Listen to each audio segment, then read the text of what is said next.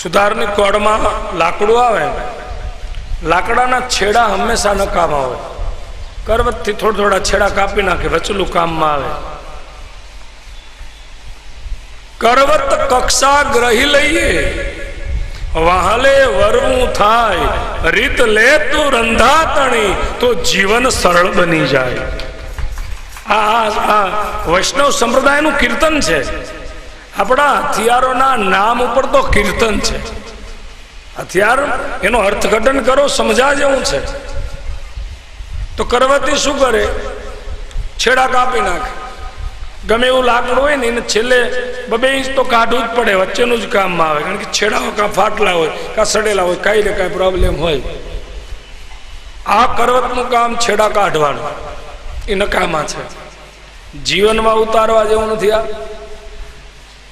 જીવનના 2 છેડા, જન્મ અને મરણ.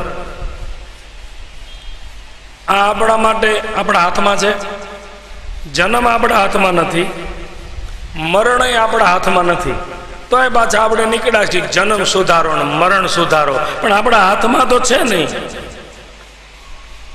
તો કરવત એવું કહે છે કે જન્મને છોડી દો, મરણને છોડી દો, એ તમારા હાથમાં નથી, પણ વચ્ચેનો સમયગાળો જીવન કેવું જીવવું એ તમારા હાથમાં છે.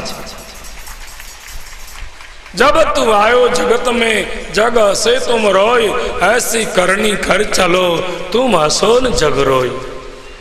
કરવત એવું કહે છે કે છેડાને છોડી દો, એ નકામા છે. જીવન વચ્ચેનું લાકડું છે, એમાંથી જ ફર્નિચર બને. છેડા નીકળી જાય, પછી કબાટ બનાવો કે જે કાંઈ બનાવો, XYZ. વચ્ચેનું જીવન એવું જીવો, અને છેડા નીકળી જાય, વચ્ચેનું જીવન સુંદર જીવી જાઓ. પણ આપણે એમાં ખોટા મથ્યા. મરણ સુધારો, જન્મ સુધારો આપણા હાથમાં જ નથી, તો આપણે કેમ સુધારશું? પણ જીવન એવું જીવી જાઓ કે તમારું મરણ સુધરી જાય. તમે સત્કર્મો કર્યા હોય સારા સારા, તો આપોઆપ બધું સુધરે. વચ્ચેનું જીવન જો સુધારો તમે. કરવતી એવું કહે છે કે હે જીવ તું